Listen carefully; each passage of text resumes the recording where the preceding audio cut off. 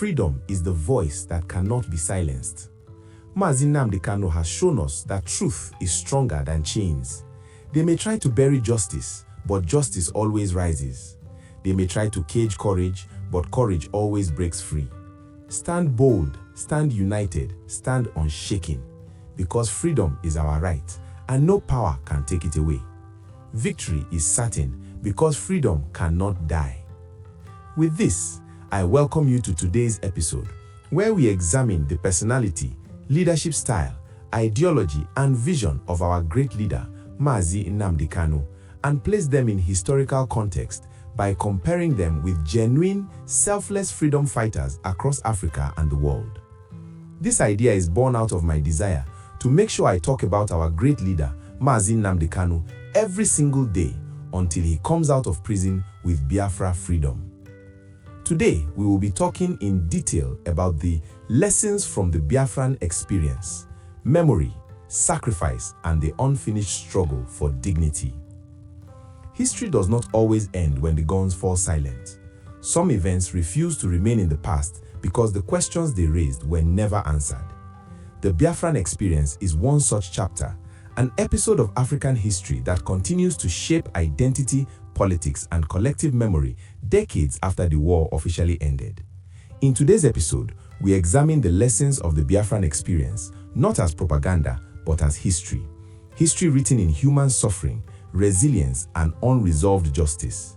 We do so in support of the Biafran cause and the sacrifice of Mazi Nnamdi Kanu, who represents a generation unwilling to allow this history to be erased or trivialized. Biafra is not merely a war, a human tragedy. The Nigerian Civil War was not only a military conflict, it was a humanitarian catastrophe.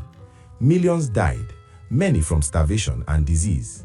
Families were displaced, communities destroyed, and an entire people traumatized. What makes Biafra historically significant is not just the scale of suffering, but the silence that followed.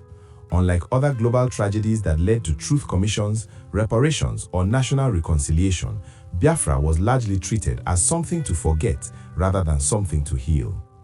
History teaches us that unacknowledged trauma does not disappear, it waits. The first lesson: memory cannot be defeated by force. One of the most enduring lessons from the Biafran experience is that military victory does not erase memory. States can defeat armies, but they cannot defeat remembrance. Memory lives in families, in stories told quietly at night, in names, and in inherited pain. This lesson appears across history.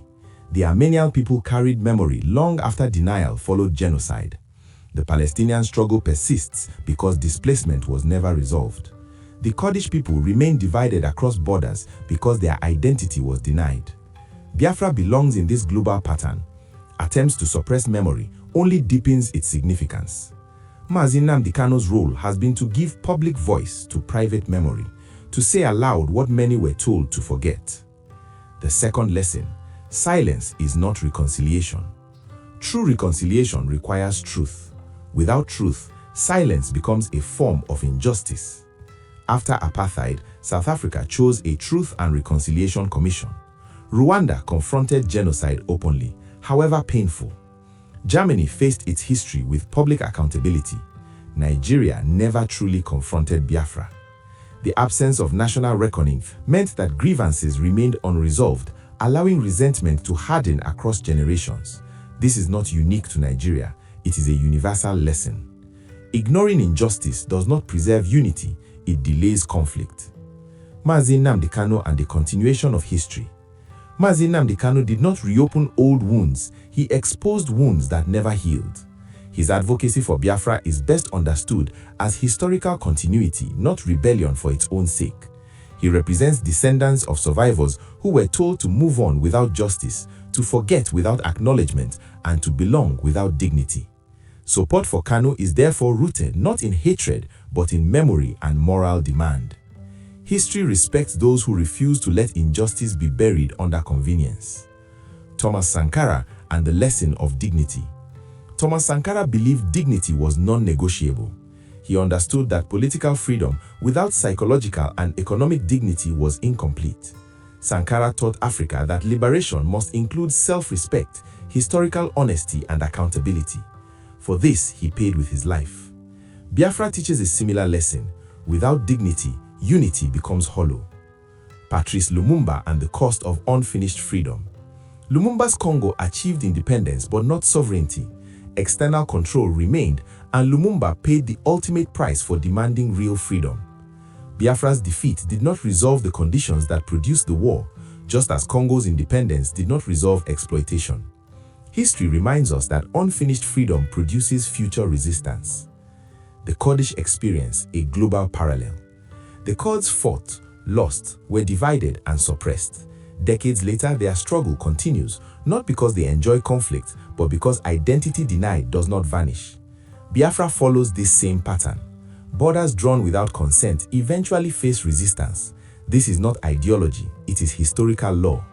The third lesson, self-determination is a moral question.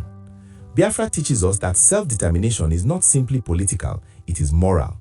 It asks, do people have the right to choose how they are governed? Do they have the right to preserve identity? Do they have the right to demand dignity without being criminalized? These are the same questions asked by Nelson Mandela in South Africa, Ho Chi Minh in Vietnam, Amilcar Cabral in Guinea-Bissau, Jomo Kenyatta in Kenya. Biafra is part of this global moral inquiry. The fourth lesson, repression creates symbols. History consistently shows that repression transforms leaders into symbols. By enduring detention, persecution, and isolation, Mazi Nnamdi Kanu became more than an activist. He became a representation of unresolved justice.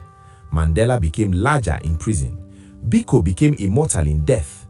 Lumumba became a symbol through assassination. Repression rarely ends movements, it clarifies them. The fifth lesson, time does not heal injustice, truth heals. Biafra remains relevant because truth was postponed. The continued support for Biafra, especially among younger generations, is proof that history cannot be outweighted. Mazi Nnamdi Kanu's support in youths mirrors historical patterns where new generations revisit unresolved injustices their parents were too wounded or fearful to confront openly. A responsible support for Biafra. Supporting Biafra does not mean promoting violence. History respects movements that retain discipline, clarity, and moral grounding. The most successful freedom struggles were those that understood justice outlives aggression. Support grounded in dignity, memory, and dialogue is stronger than support built on rage. Conclusion: what Biafra teaches the world. The Biafran experience teaches the world that memory outlives suppression. Silence is not healing. Unity without justice is fragile. Sacrifice reveals sincerity. History eventually demands answers. Mazi Nnamdi Kanu's struggle exists because these lessons were ignored, not because conflict is desired. History does not erase unfinished stories, it returns to them. So we end with this reflection. If a people remember suffering long after the war ends, is the problem memory or the justice that never came? Stay tuned and see you on the next episode.